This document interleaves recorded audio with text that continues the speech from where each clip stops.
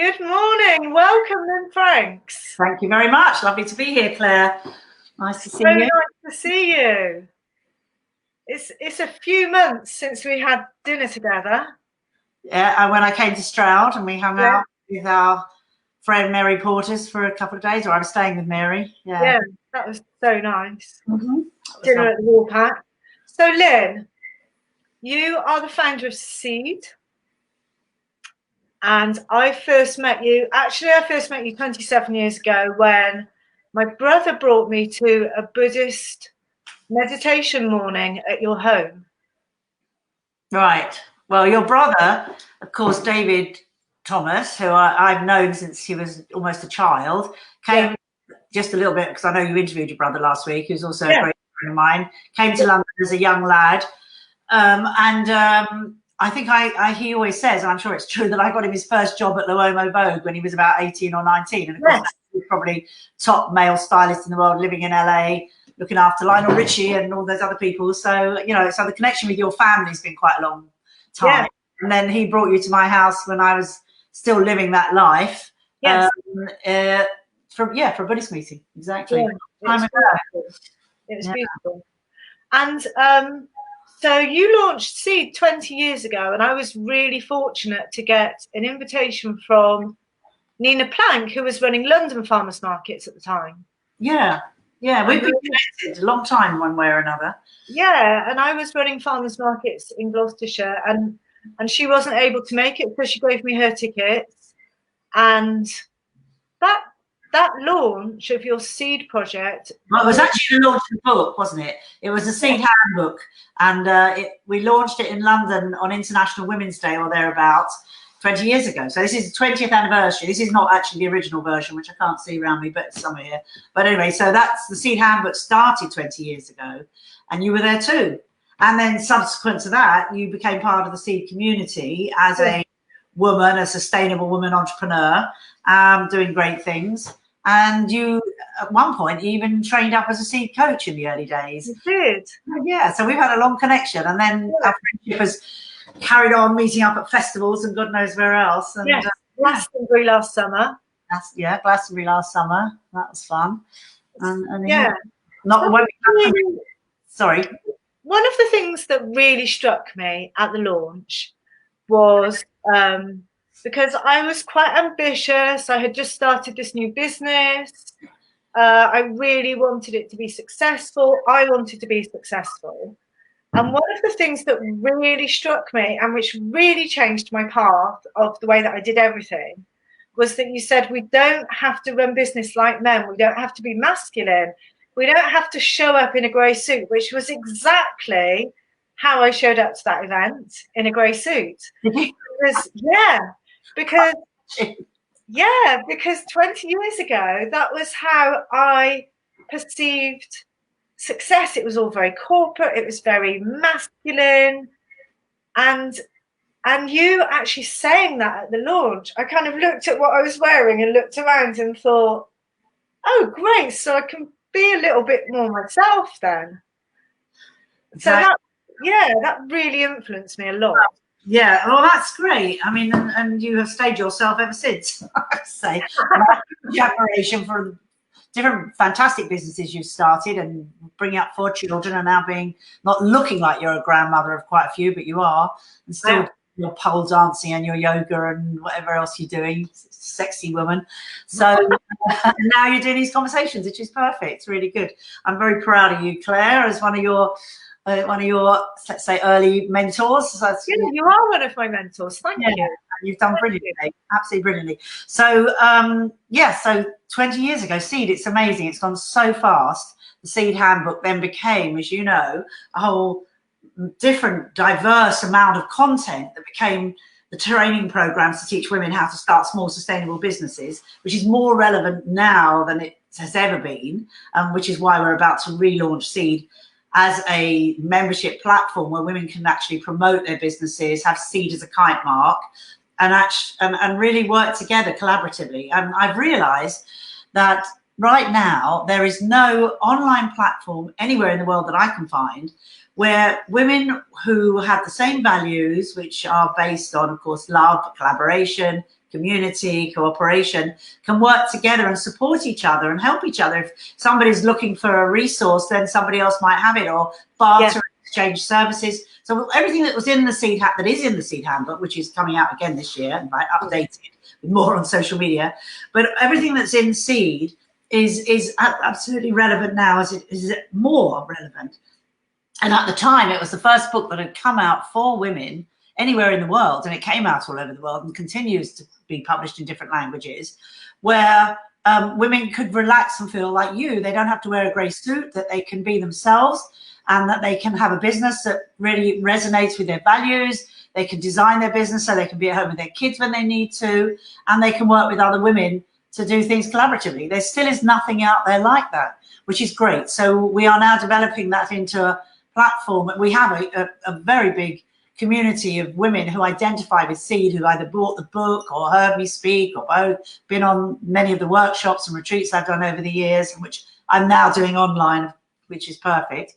So that it's still resonating more than ever.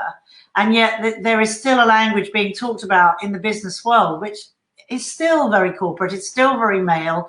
It's the narrative. It's women do it too. It's all about defining success in terms of large amounts of money and status and power. And the old paradigm, which is crumbling around our ears every day, I'm glad to say, hasn't caught on with the fact that people really want to do things a different way. I mean, we have seen it over this particular period because people are responding with such kindness in their communities. I'm sure in Stroud it's the same here as well. Volunteerism, the support that Captain Tom got, the way that everybody's so in love with the NHS, and deservedly so, for the incredible job they're doing. And yet at the same time, the government are keeping very quiet about the fact that the reason why they're so lacking in equipment and protective needs is because the government didn't give them the money for all the last few years with austerity. But anyway, there's a huge amount of kindness, I think, is very visible, that's come out all over this country, I'm sure in other countries too, because of this current situation, which I don't give names to or go on about too much. But I think apart from that, there are people really suffering, people in high-rise buildings, flats with small children. You know, there is a huge amount of domestic violence that's risen from nowhere, which is horrible. People are drinking more.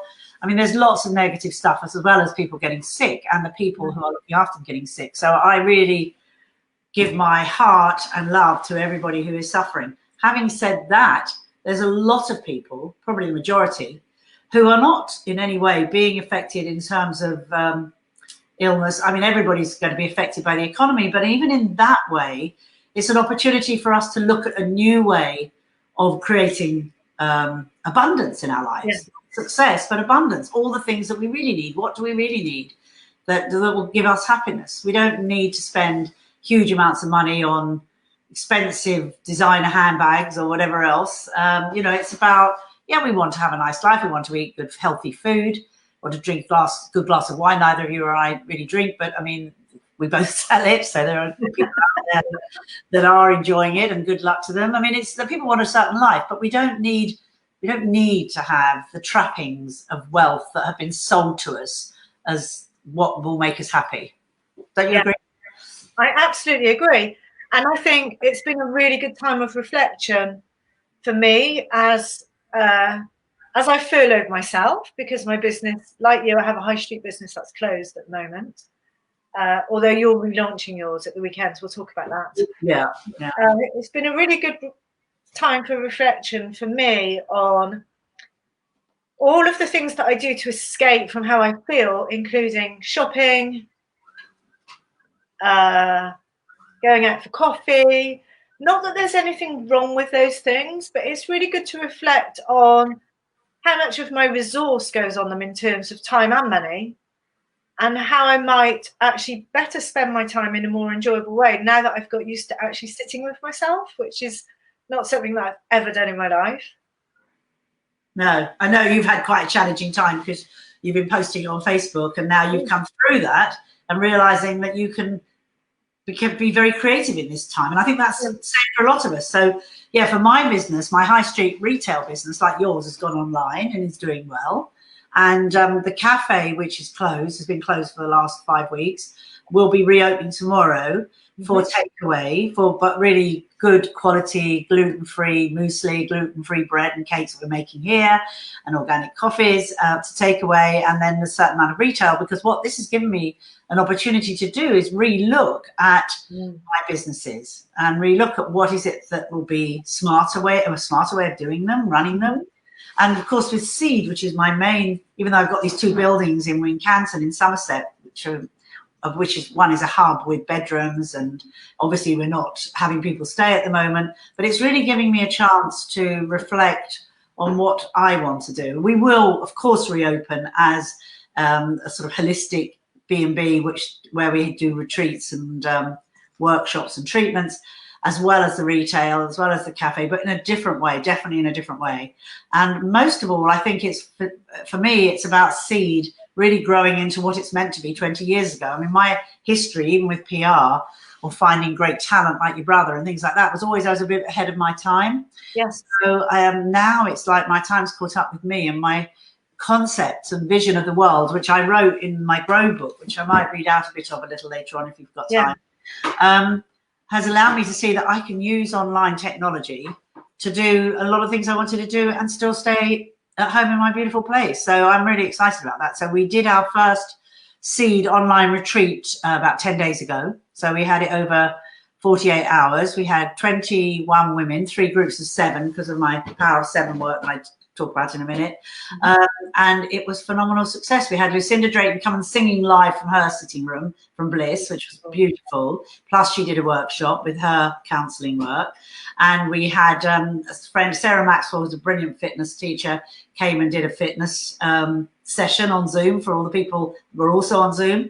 And we did Open Floor with Sarah Davis, which is like 5 rhythms, but it's the next stage on. So it was very interesting. And then I did a talk, an interview, a conversation, a bit like this, with Katie Brindle, who runs Hey You, which is fantastic Chinese beauty, natural crystal beauty products. So it was like packed out a couple of days, plus of course working with me on the Power of 7 and life purpose, and on the subject of what's next. So really taking people to the next stage. So they were on screen, they were off screen, working from home, working in small groups, and it was phenomenally successful.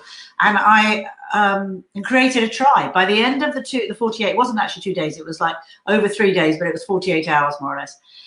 By the end of it, there were connections and friendships made that, you know, it's nearly 2 weeks later, and very as close as it ever was at the time. Emotional, we all got a little bit weepy from it, including me, and it was just an indication of how intimate you can create an online space, how intimate you can be in an online space, even in a Zoom call with 20 odd people. And if you do it cleverly, I mean, I spent a lot of time and energy using the experience I've got of running retreats. Didn't you come over to Bloom to Mallorca one year as well? Or am I did. That was fantastic. Well, that's when I started, wasn't it? When I was living in Mallorca and I was running Bloom retreats over there. So what I do now online is kind of daughter of those times. And I learned a lot running those retreats, 7, 10 women living together for a week. They were beautiful because it was in Daya. It's a very beautiful place. And that's where I learned my skills, I guess, and that's grown. And so now it's become a Zoom call. So I had people coming in from different countries, from Portugal, from Spain. And every night I do a Facebook Live on my closed group, which any woman watching who'd like to come and join Seed Women with Lynne Franks, please do. And so every night we have a conversation, and that's interesting because unlike this Facebook Live where you've got the 2 of us speaking, I just do the speaking and then everybody sends in their little texts. And yet it becomes a conversation because I've worked out how to do that with keeping it spinning. I know you came in the other day. And so as people are writing things, I'm reading it out, but keeping the flow of what the subject of the day is. It's been, and when I think about what we've done here in 5 weeks, we never have done this if we hadn't been in lockdown, never. Exactly. And that's with even my team not here full time as they were before. I mean, it's been remarkable. And so anyway, sorry, ask me a question. I'll get my breath. Yeah, I mean, and this is the phenomenal thing is that there's no way we would have done any of this without lockdown. I know. So yes, we have to consider other people's needs, and yes, a lot of people are worse off than us, and for each of us individually, that's something we have to address, how we can contribute. But equally, the way that we can develop, the way we communicate together, what we can offer, and how we can work together, how we can collaborate online is so exciting at this time. It's amazing. We're learning so much. You know, I mentioned earlier my Power of Seven. I'm looking around the table because I want to show you something. So you know that for the last 3 years, actually, I've been developing 7 archetypes, 7 traditional women's archetypes, which I see as leadership archetypes, and calling it Power of Seven, and doing workshops around those archetypes, which is really, I'm going to cough, sorry, is a toolkit for Seed for women to move into their power and work in groups of 7 as pods with a different role. So shall I just read them out? Yes, please. So there's Seed Sower, which is all about sowing your seeds, creating your ideas, your vision and your dreams. There's the Alchemist, which is clearing your ground, making your dreams and your seeds a reality through practical ways of doing things. And Transformation. Medicine Woman Wednesday, well, I'll go back to Wednesday. So Medicine Woman is about your own well-being, the well-being of your project, the well-being of the community and the world. Storyteller, which is about rewriting the story, changing the narrative, your story, doing the marketing on your projects. So there's a business side of this, there's a personal side. Yes. Space Weaver, which is the day to use your creativity in your environment. So it's the artist inside you really that brings out the color.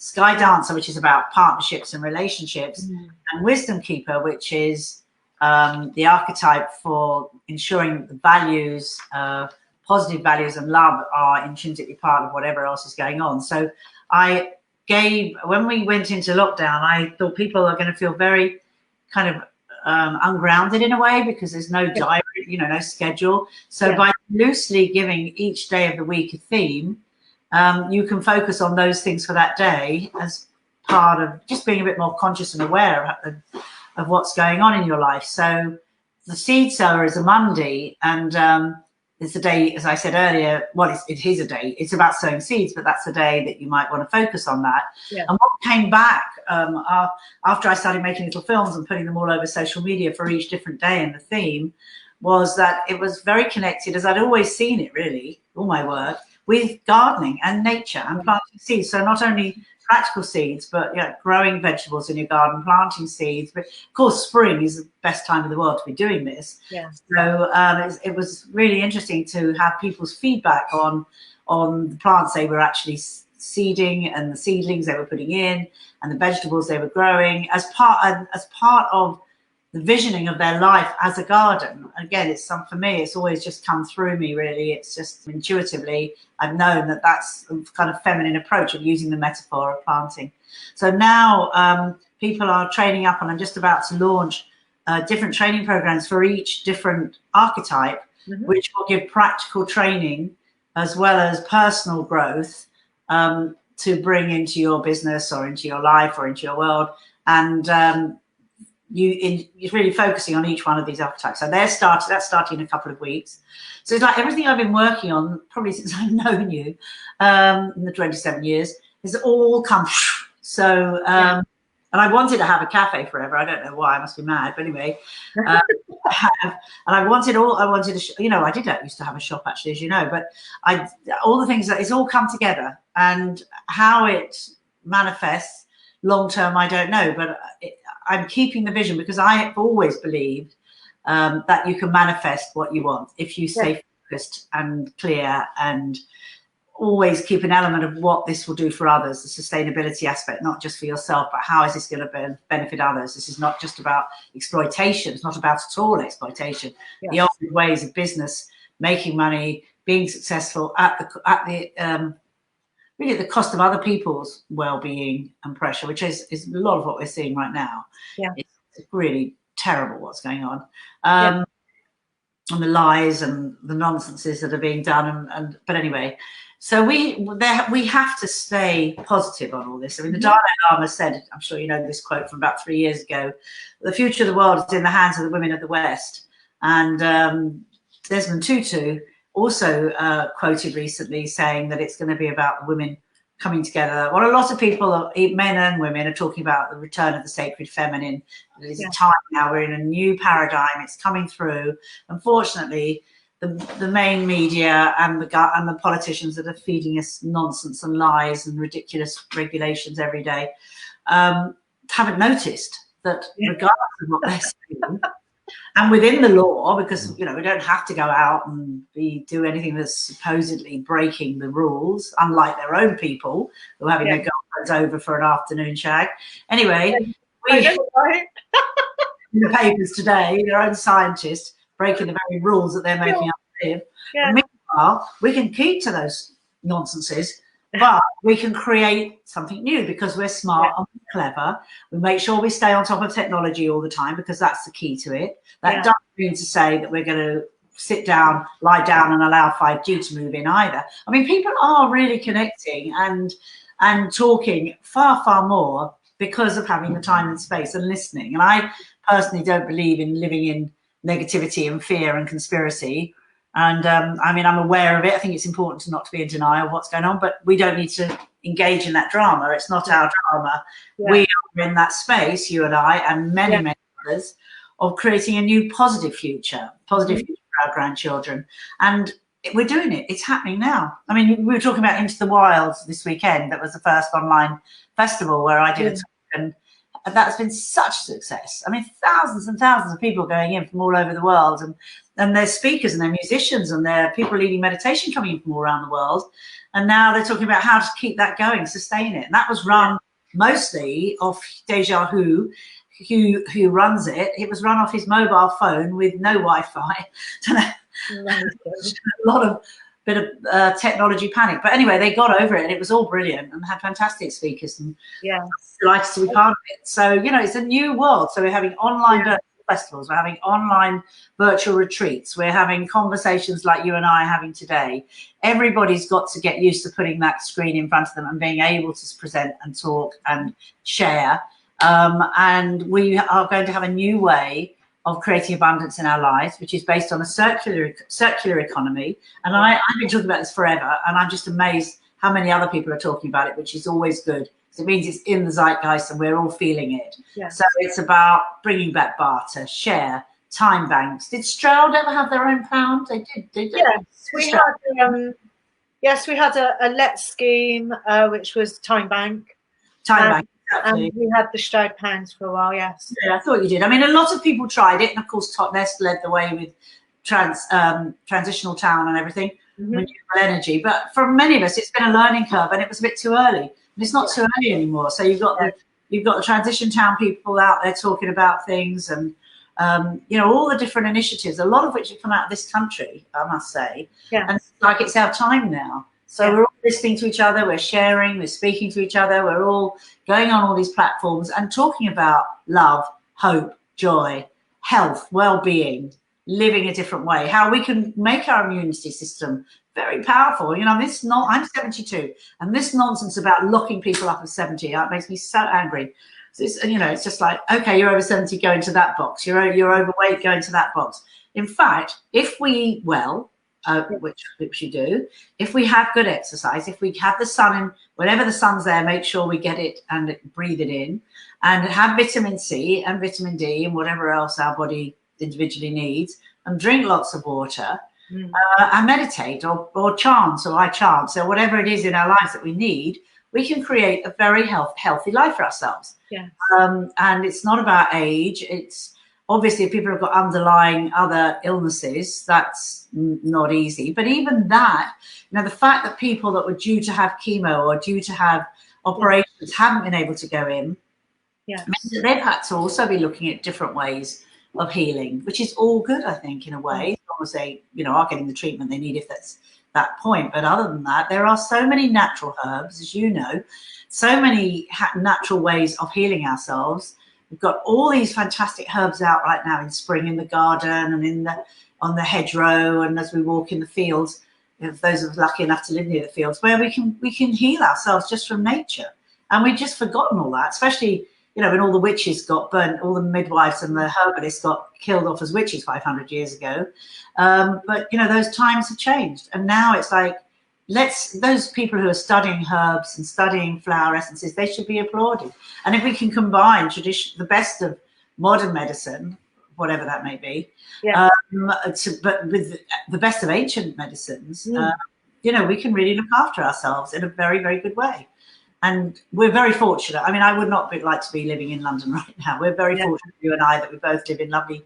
I mean, my town's much smaller than Stroud even, but, you know, you live right near all the beautiful countryside. I do too. And the air, I mean, I know the air in London has improved a lot, but I mean, the toxicity of London, only time I had to go in, which was literally the day of lockdown, the day before, I was in London for 2 days, running around, going for different appointments and things. By the time I leave, I'm sort of fall on the train and I'm like, and I've been in my car once for about 2 minutes in the last 5 weeks and just walking everywhere, and it's a delight. It's an absolute delight. So I love the air quality and the peace. And at first the peace freaked me out, and I found it very I can't actually think of the word at the moment. Too quiet for you. Really dissettling, really unsettling. But I'm really enjoying the peace now, and the air quality, especially in the woods up the hill here, is incredible. It's incredible, and it makes me want to think more about how I'm going to live.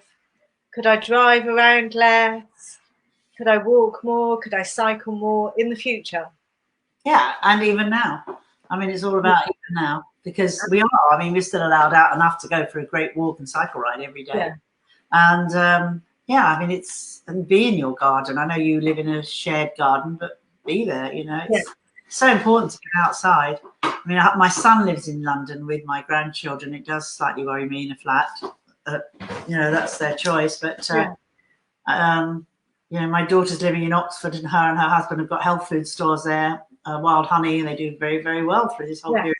And they're going out walking and cycling every day, and their daughters, my grandchildren who are young teenagers, I don't even want to think what they're getting up to. But anyway, that, you know, I don't know that not being part of an antiquated school system where the kids are living under such horrible pressure is such a bad thing either. You know, I've been talking to my 16-year-old granddaughter for a while. She's been, you know, she's an artist and a singer and a songwriter, and she's so talented and beautiful. And she's going through that GCSE pressure, got to keep up. And I'm saying to her, why? I left school at 16. Your mother left school at 16. We've both done pretty well. Why? It's all peer pressure. And anyway, I guess things will have changed now. Now they can make them decision what they want to do. Yes, and this link between self-development and business, how we can't progress in our business unless we work on ourselves. This really interests me. Yeah, well, right from the beginning of writing Seed, at least 1/3, if not more, of the book is about personal development. And what I realized very early on, before I wrote the book, was that the thing that was missing from women's lives in terms of starting their own business was the self-confidence and the self-esteem. And it's still there. I mean, it's not surprising, really. I mean, we've been living in a patriarchal world for over 2,000 years. The language, the narrative is male. Big businesses, governments, everything else are still being run in a very masculine way in the UK, I must say, although I'm so thrilled to see that lovely Prime Minister of New Zealand doing things in such a wonderful way and getting recognised for that. I always forget her name. Jacinta? Is it Jacinta? Yeah. I can't remember either, but she's brilliant. And she talks to people, you know, as a woman and and with compassion and with resonance and empathy. And she's emotionally intelligent, and she comes like that and deals like that. Yesterday in government, one of the Labour women MPs wanted to make a point, and that rather hideous health minister put her down, and that's all over the papers and social media today, and like patronised her a lot to open them out. You know, come on, is that one of those, dear, just be quiet, you don't know what you're talking about? Makes me so angry. So we have to create a new narrative, a new language. So that's not why it's not surprising women have self-esteem issues, but that is changing, and it will change because we've all come together to support each other. So even in today's world, where a lot of women would like to start a small business from home, particularly having experienced the last few weeks, perhaps been put on furlough, don't want to be relying on somebody else to make some kind of income that will help them feed their children, particularly single mothers. We are going to have a new system where we're going to support each other. So see it very much about personal development and really looking after your own well-being. So if you don't do self-care for a start, if you don't look after yourself healthily, eat healthily and exercise and look after, just after your own inner self too, you're never really going to be able to look after the business in the same way. And I've been in that state, and you will know, when I was running the PR business and it was so successful back in the days when I had the biggest PR company in the fashion world, and you know, all the things I said I didn't want to talk about, but creating the fashion week and the whole ad 5 days. Those days I was running around like a lunatic. I would rush to get a massage, be there late, have my phone ringing while I'm on the massage table. I mean, it was so out of fab, but then rushing away again and being more stressed than when I got there in the first place. So one of the first things I taught to women was not to learn from my mistakes. Keep time for yourself, number one, even before your children and your family. If you don't keep time for yourself and your own self-care and your own well-being, you're not going to be able to help anybody. Then keep the time to be with the people you love. And I'm not saying, no, the first order is yourself. You have to start with your own well-being. And then it's the well-being of the people around you and the well-being of your project, that it reflects your values, and that the people working for you might work hard and might work in a very committed way, but you're also aware that if they feel stressed or they don't feel that they are being cared for, or they're not even caring for themselves, keep aware of that. I think I did that even back in the day in the PR company. It was always very family focused. Yeah. And the people that worked for me were always my friends, and I was a Buddhist then, as I am now, and I do chant Nam Myoho Renge Kyo, as you know, every day, and I did then. And you know, we would chant together, and we were very close. And if anybody that worked for me were threatened or unhappy or going through any stress outside the business, they know that I'd be the first person to, or they were sick, I was like mama bear, and I was the first person they came to and looked after them. And I think it's my dog coming in and out. So I think that, you know, making sure that everybody around you is feeling well and is okay is really, really important. But I get busy sometimes and my head goes off into other spaces. The person that brings me back to normal is my dog, who, if she hasn't been taken out for a walk, she hasn't today, she'll just sit there moping and crying and looking up at me until I realise that I'm not in the moment anymore, because I was off into my head, and to come back into my awareness that she needs a walk, and whatever else is getting, you know, needs going on. It's because I think it's important, you know, that we do keep, that I particularly keep in my body. I mean, you're teaching yoga and you do a lot of physical exercise, so you're very much in your body, and always have been since I've known you. But for me, I definitely drift off into some kind of headspace. So it's like, yes, come back. So do I. I have to do so much physical stuff because my head is so mad, basically. So Yolanda's watching this. Yolanda came to the retreat in. Yolanda was on the retreat. That's right. Well, she came from Spain, didn't she? Isn't Yolanda in Spain? To Mallorca, yes. She's in Goa at the moment. So how do you see the future now? What positive inspiration and hope can you give women who have realized during this time that they really want to make some changes in their lives, and that maybe they're doing a job that they hate and that they've suddenly realized, I don't belong in this corporate world and I'd like to change everything? And well, of course, I would say come and be part of the Seed community, come and meet other like-minded women and get inspired by each other, be part of a community that is really working towards creating a better world. And you will find everything you need, whether it be training in how to start a business, mentoring from other people. Maybe you'll come in and help mentor some of these women at some point. Yeah, I'd love to, yes. Yeah, that would be really good. And, you know, just be aware that you can change anything and you can be anyone you want. But it's a lot easier when you've got the support of other women. I mean, I do get women and men saying, why is it all about women? Why is it all about women? But the fact is that we need our own space because of the self-esteem issues, among other reasons, because women will not share, if there's even one man in the room, about the things that are concerning them. And it could be all kinds of things. It could be lack of confidence in their physicality. It could be come from an abused relationship. It could be about going into menopause. I mean, it's so many things, and they will not talk about those in front of men. And it's very important for women to have a sacred space where they can share safely. I mean, men too. No one's stopping the men going off and doing it, but we need our own space, and then we come together. So shall I read you a little bit about the future that I wrote in Grow? I wrote this 15 years ago. I'd love that. I've got all of your books, and I'd love to hear you read that. Yes. Please. Well, on page 277 in Grow, it's got Shaping the Future, and I only found this the other day, but subsequent to finding it, I have been reading it out at various opportunities because I think it's really important, because it was my view of the world 15 years ago, and I think it's as relevant, more relevant today. I won't read all of it out, so my throat's going a bit weird, but okay, so as women, we are traditionally the caretakers of our culture. Our responsibility is to understand and somehow make sure that the changes that are happening in our world preserve the basic humanity in us all. By connecting with the principles of the sacred feminine, such as those found in ancient matriarchal civilizations, a more nurturing society can evolve, one that abhors violence, advocates such values as justice, compassion, and love, and raises its children to reach their full potential as human beings. If we're talking about getting rid of the old, outdated patriarchal ways of running the world, it's essential to present a pragmatic vision of what we want to replace it with. We need an overall blueprint of what a new world based on principles of the sacred feminine would look like and how it would work. The primary foundation for such a world is cooperation. First and foremost, it's cooperation between male and female. As women, we know that the best and most efficient way to get things done is to work together. And that means living and working with men in harmonious coexistence, valuing the perspectives and strengths of both sexes and creating a higher quality of life for all.